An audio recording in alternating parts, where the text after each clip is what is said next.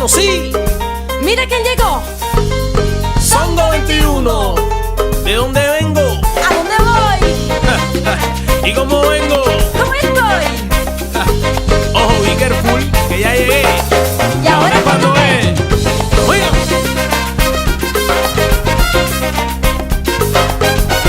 ¡Ay, sí! De mí pa' ti, de ti pa' mí. Después no digas que no te advertí. Oye, di. Check, check, check, check, check.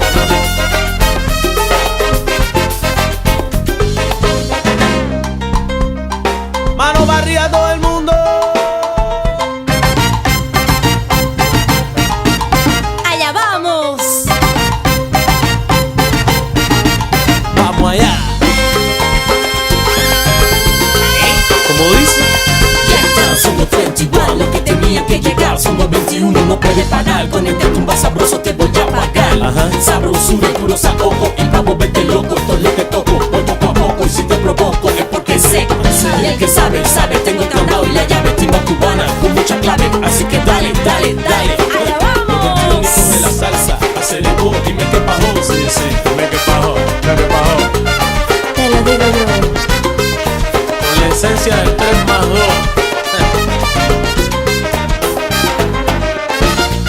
Claro que sí, ¿cómo no? ¿Cómo dice el coro, macho? Son otra vez, Arrebátame. con mi sabrosura te maté. Ya tú lo ves. Se formó el bebé. Con mi sabrosura te la puse dura. Son otra vez, ¿Qué viene qué? con mi sabrosura te maté. Ya tú lo ves. Donc, du Mali à Paris, notre invité fait l'apprentissage musical au sein du groupe Symmetric Orchestra. Il obtient sa licence de socio-anthropologie à Bamako avant de quitter sa ville.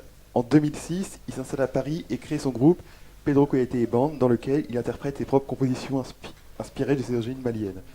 Il participe activement à la réalisation du film musical Folie, puis obtient l'accréditation RATP pour se produire dans le métro parisien.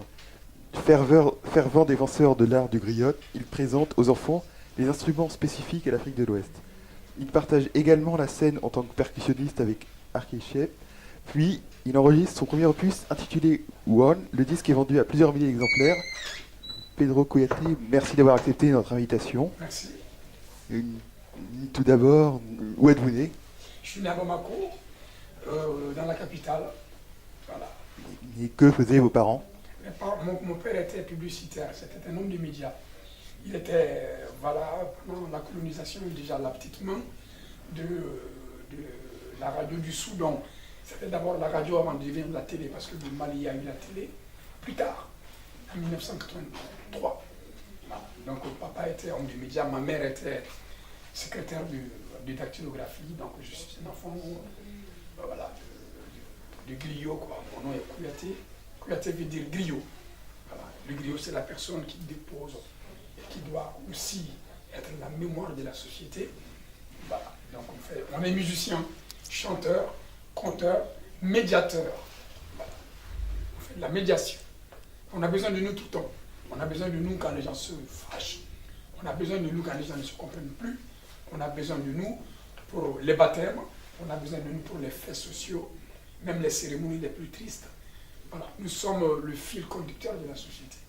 Donc, voilà. Et quels souvenirs les plus forts avez-vous de votre enfance? Ah oui, déjà, quand on était enfant, on aimait beaucoup aller chasser, la chasse. Les margouillas, voilà, les faisans, parce que la chasse, c'est t'attends après quand tu deviens adulte. La vie, c'est la chasse. Quand tu cherches un emploi, tu dois t'adapter à la société. Tu cherches un permis de conduire, tu dois passer un examen. C'était un examen permanent. Donc quand j'étais enfant, la rue nous permettait de nous cogner à la nature et aux différentes voilà, fenêtres de la vie. Donc, plus tu as aptitude à chasser et à te nourrir, voilà, c'est comme si tu prends un galon, quoi. Donc, mes moments les plus forts de mon enfance, c'est cette liberté-là que nos parents nous donnaient avec confiance. On ne fuguait pas, on partait parce qu'on pouvait revenir. On devait revenir avant le crépuscule, parce que le crépuscule en Afrique, c'est le moment où les âmes prennent place sur la tête des villageois, des citadins, et on a perdu le crépuscule en Afrique. Voilà. C'est quand on dit dans le cinéma chien et loup, quand le jour finit et que la nuit prend position. À quoi rêviez-vous quand vous aviez 10 ans? J'ai toujours voulu être musicien. Toujours. J'ai toujours voulu être musicien parce que j'étais un enfant bègue. Je bégayais beaucoup quand j'étais enfant. Les instruments me permettaient de sortir de mon handicap. Donc j'étais d'abord un handicapé verbal. C'était terrible, moi je ne pouvais même pas parler. Pour parler, il fallait que je tape le sol ou que je tape le mur. Voilà. Et c'est la musique qui m'a permis de sortir de mon bégaiement. Avez-vous des frères et des sœurs? J'ai 2 sœurs, mais je suis le seul garçon de ma famille. Mais voilà, j'ai une petite fratrie, quoi. Oui, j'ai une famille, ceux qui sont au Mali. Et ils sont également musiciens? Ma sœur est comédienne. C'est une grande comédienne au Mali. Elle est mondialement connue. Elle tourne entre l'Europe, l'Afrique, l'Asie et l'Amérique. Voilà. Chez nous, le mot Kouyaté veut dire troubadours. Nous sommes vraiment des gens de la culture. Voilà. On a ça dans le sang. Par ailleurs, vous avez fait d'études de socio-anthropologie. Pourquoi ce choix? J'ai fait ce choix parce que j'aime aller vers les gens. Vous m'avez vu, quand je suis arrivé tout de suite, j'ai vu mon frère. C'est presque souvent trop. C'est débordant. Donc j'aime les gens. Voilà. J'ai toujours voulu aller vers l'autre que je ne connais pas. En Afrique, il y a la tradition du voyage. Parce que ce que tu as déjà est une sécurité. Mais gagner sa vie chez l'autre est une mission que chacun doit avoir. Parce que si tu restes dans ton élément de confort, tu prends très peu de risques. Tu es dans ta communauté. Mais si tu arrives à faire ta place en dehors de ta communauté, là, ta vie devient une vie intéressante. Voilà. Donc, d'où le choix de faire de la société, de la socio-anthropologie, de lire et d'aller vers les autres. Et donc vous vous destiniez à quel métier? Mais mon métier, c'était juste la médiation. Voilà. Et donc, je me suis débrouillé, quoi qu'il arrive dans ma vie, d'être un médiateur par le biais de la musique. Donc, d'où le métier de musicien. Donc vous pensiez déjà à une carrière de musicien? Non. Même aujourd'hui, je ne passe pas à une carrière. Je m'amuse. Je fabrique, comme quand je colle mes affiches, comme quand je fabrique mes... Je propose ma solution à la société. Voilà. Mais la carrière, pour moi, c'est une autre chose. Et depuis combien de temps vous êtes à Paris et pourquoi avoir fait Je suis ce choix? arrivé à Paris la première fois en octobre 2000. Voilà, dans la valise, comment on peut dire, d'un grand bluesman malien qui s'appelle Boubacar Traoré, qui est le Chuck Berry africain. Et pourquoi ce choix? Parce que je voulais maintenant mes périodes d'apprentissage. Parce qu'avant d'arriver chez Boubacar, il a fallu que Boubacar me voie au boulot. Et avant que je sois au boulot, je devais apprendre chez Toumani Diabaté, chez Balaké. Toutes ces années ont été des années de formation. Il fallait maintenant que la formation, voilà, soit appliquée par ma propre personne, mais avec la direction d'un grand maître, qui est Boubacar, qui m'a amené faire 5 fois le tour du monde. Un enfant qui est né, moi je suis né au bled, je suis né au village, et un jour, il m'a vu à la télé, il est venu me chercher, et il m'a amené en Europe. Venons-en à votre métier alors. Pouvez-vous nous dire quelles sont vos influences? Ben, mes influences sont le blues des États-Unis d'Amérique, qui a été joué par Skip James, qui a été joué par Soundhouse, qui a été joué par Sonny Boy, qui a été joué par Blind Willie Johnson, qui a été joué après par B.B. King, parce que ce sont des descendants directs des vrais gens qui ont connu l'esclavage. Et ils ne parlaient pas de carrière. Voilà, ils ne parlaient pas de carrière. Ils jouaient le vécu. Ils jouaient ce qu'ils ont vécu. C'est ça mes influences. Et qu'est-ce que la musique mandingue? La musique mandingue, c'est une musique de pleine conscience. La pleine conscience, vous allez voir quand vous allez évoluer dans la vie, vous allez avoir affaire à des gens qui vont peut-être vous parler de la pleine conscience. Et c'est une musique séculaire. C'est une musique qui n'a pas été écrite. C'est une musique qui a été véhiculée au fil des siècles. C'est-à-dire depuis l'empereur, depuis bien avant l'empereur Sundiata Keita jusqu'à nos jours. C'est une musique qui parle de la société comme les contes de La Fontaine Fable parlent de la société en Europe. Voilà. Il y a une musique pour les cultivateurs, il y a une musique pour les chasseurs, il y a une musique pour les pêcheurs, il y a une musique pour les commerçants. Donc, comme la société africaine était bien organisée, parce que le problème, je vais la faire court, ma réponse, c'est que nous, Africains, on a été à l'école européenne, mais l'Europe n'a pas été à l'école africaine. On avait déjà toutes les bases. La société était bien harmonieusement dessinée et organisée. Donc cette musique-là parle souvent de l'amour, du mariage, qui veut dire filiation du mariage. Et cette musique n'est pas écrite. Elle est dite, elle est pensée, et elle est retenue. Voilà. Donc il n'y a pas une question de carrière là. Que voulez-vous nous raconter à travers vos chansons? Ben, tout ce que je viens de dire, mes chansons sont déjà du vécu et sur le vécu. Regardez mon album qui sort le mois de novembre, le 9, il s'appelle Vis ta vie. C'est-à-dire, vivez vos vies. Surtout quand il y a une expérience forte qui t'arrive comme maladie, si tu arrives à vaincre la maladie, revis ta vie comme si tu viens d'être né. Parce qu'on ne sait jamais les tenants et aboutissants d'une vie. Bon, ma musique est sur du vécu, quoi. Voilà. Donc, vous chantez en français, en anglais, Oui. et quelle autre langue encore? Et au moins votre langue maternelle? En japonais. J'ai fait deux voyages au Japon. Je parle japonais, j'apprends japonais. Je peux parler en chinois, comme je peux parler en yougoslave. Quand j'ai vu Goran Brogovic, quand j'ai vu Emil Kostarista, ce sont des copains à moi.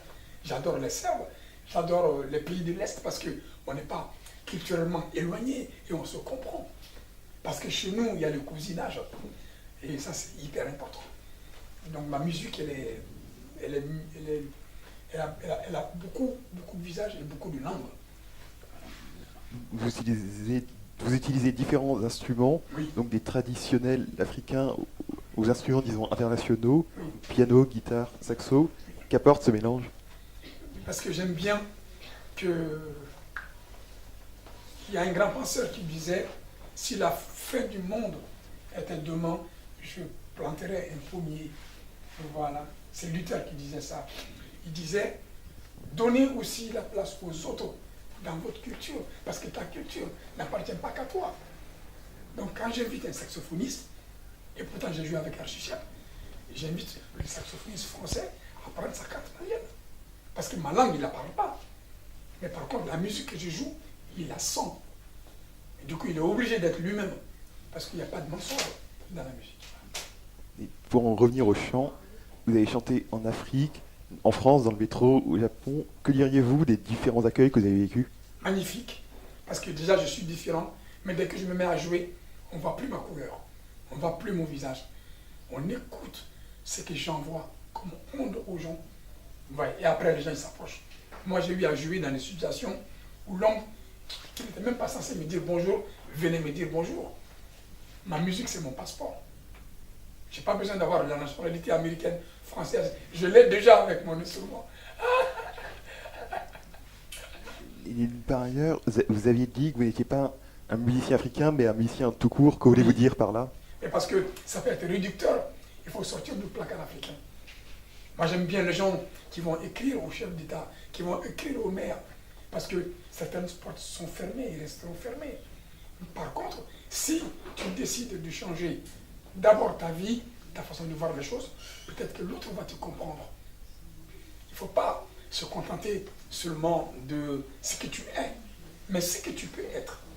Voilà. Parce que moi, je suis bien qu'on ne me considère pas seulement comme un Africain. D'abord, un Africain est un terrien. L'Afrique, c'est juste une partie du globe terrestre. Il y a l'Océanie, il y a l'océan Indien. Et bien ça, au lieu que je le dise, il faut que je le fasse et que je le montre au quotidien.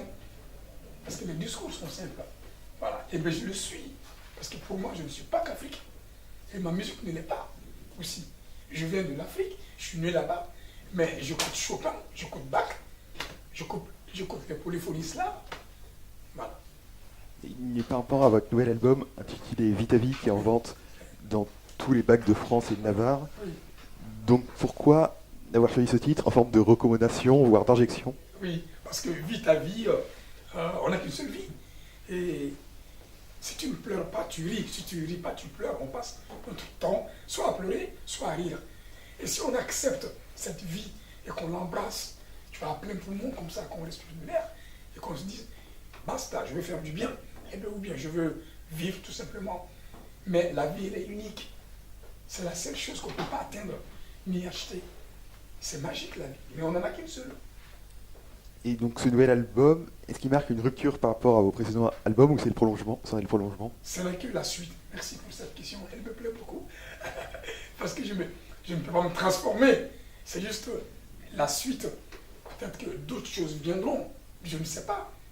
Personne ne sait de quoi demain sera fait dans ma langue, on dit. Donc, ce que je fais aujourd'hui, j'essaie de le faire avec un angle de tir. Parce que la société française a changé. L'homme change. Mais la terre reste.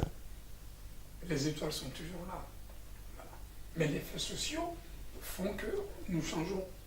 La conscience sociale détermine l'être social. Mais si moi je le dis, on va dire que je suis pédant, peut-être que ce mec il doit faire de la philosophie. Il parle trop, mais c'est la vérité. Voilà. Donc certains titres ne sont pas en français ou en anglais. Donc par exemple Djogoya, Oui. Kabalamba ou encore Koyanche, que signifie-t-il? Djougouya veut dire la méchanceté gratuite. Il y a des gens qui vont te faire juste par plaisir un truc très dur pour que tu puisses y réagir. Mais ce n'est pas nécessaire. Ça s'appelle Djougouya. Faire du bien est très dur parce que quand on fait du bien, on a l'impression qu'on se coupe en deux parce que tout le monde veut se faire du bien. C'est pour ça que le bien n'est pas évident. Mais le mal est très... Parce que personne n'aime le mal. Ah non, non, moi j'ai pas envie de tomber. Ah non, non, non, moi j'ai pas envie de me tirer dessus. Mais tout le monde peut faire le mal. Mais sincèrement, quelqu'un qui fait que du mal, périra dans le mal. Voilà. Qui sème le vent, les comptes de tempo. Donc, Djougouya veut dire ça. Et Koyanche veut dire, il y a un pacte entre nous. Le mot Kouyaté veut dire, tu n'es plus que membre de ta seule famille. Tu appartiens à la société. Nous sommes des griots, nous sommes au service de la société. Donc on a fait un pacte social avec la société. Moi, on peut me réveiller à minuit, comme on peut me réveiller à 1h du matin. Mes parents m'ont mis au monde, mais je n'appartiens pas qu'à mes parents. J'appartiens à tout le monde. C'est pour ça que je dis que la rue n'a pas de mémoire. Et Kabalamba? Kamalamba veut dire le gentleman. Le gentleman. Le mec qui aime les beaux paquets de clopes, qui aime bien la sape, qui aime bien la vie, qui aime bien voilà, le luxe, quoi. Et qui brûle sa vie comme on brûle une bougie. Voilà, ça existe aussi. Voilà. Et y a-t-il un suivi dans votre discographie entre le premier album One et Vite à Vie? Oh, je ne fais pas exprès. One m'est venu comme ça. Parce qu'un jour, je jouais dans le métro. Il y a un monsieur qui est venu de l'Australie qui m'a dit, je suis venu à Paris. On m'a dit que vous êtes là, dans ce métro. Je vais acheter votre album. Ça sera le premier, One. Ah, j'ai dit One, c'est d'accord, vous avez raison. Et One est venu comme ça. Voilà, je vis vraiment ma vie, quoi. To You, il y a une dame qui est venue, qui m'a dit dans le métro encore, monsieur, jouez un morceau pour moi, c'est mon plus beau jour, je me suis fiancé, mais jouez-le que pour moi. J'ai dit, pour vous, To You, yes, To You. Et l'album To You est né comme ça. Ouais. Vite à Vie, c'est venu comme ça. Comme c'est pareil. Parce que j'ai un cousin qui a acheté un bateau, il a eu une vie complètement chaotique, il a divorcé, mauvais divorce, il a tout perdu. L'argent qui lui est resté, il a acheté un bateau. Et sur le bateau, c'était écrit Vite à Vie. C'est ça l'histoire de Vite à Vie. Il s'appelle Philippe, il vit encore. Et il était très touché que j'appelle moi le nom de Vite à Vie. Il a fallu qu'il passe toutes ces douleurs-là pour en venir enfin à une conclusion. Et il a acheté un bateau. Sur le bateau, c'était écrit Vite à Vie. J'ai dit, tiens, j'ai sorti mon calepin, j'ai dit, ça c'est le nom de mon personnage. Et enfin, comment envisagez-vous l'avenir de vos projets? D'abord, j'envisage la santé. Parce que je viens de sortir d'une période très douloureuse où j'ai vraiment vu que quand on est malade, on est vraiment malade, quoi. Et la France a cette chance-là d'offrir aux gens de se soigner. Je viens d'un pays où quand tu es malade, soit tu meurs, soit avec, comme la résilience de Boris Cyrulnik, par miracle, tu peux guérir. Et j'ai été malade, il y a un membre de ma famille qui a été malade. J'ai vu le personnel hospitalier, je dis ça très sérieusement. Et ma petite sœur, ma petite sœur, elle est autiste. Donc je ne blague pas avec ces sujets-là. Donc je l'ai vécu dans ma chair. C'est pour ça que j'ai accepté de venir. Et le milieu hospitalier m'a beaucoup apporté. Je ne connaissais pas le milieu hospitalier. Il a fallu qu'il m'arrive quelque chose. Et après ça, j'étais en plein studio en plus. Voilà. Donc c'est pour ça que je vois l'avenir. D'abord, sur le plan sanitaire, bien. Sur le plan sanitaire, bien. Et après, parce que dans la santé, on peut tout faire. Mais dans la maladie, on ne peut rien faire. Posez la question, suite à cet événement, est-ce que vous allez composer des morceaux sur le monde hospitalier? Posez la question.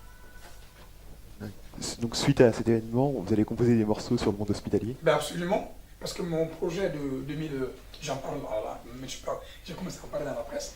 J'invite Rosemary Stanley du groupe Moriarty, j'invite Gaël Faye qui a fait le bouquin Un Petit Pays, j'invite aussi Suzy Ayoli qui est une grande chanteuse canadienne, et j'invite Catherine Roger parce que le morceau que je vais travailler en 2019, ça s'appelle Marassa.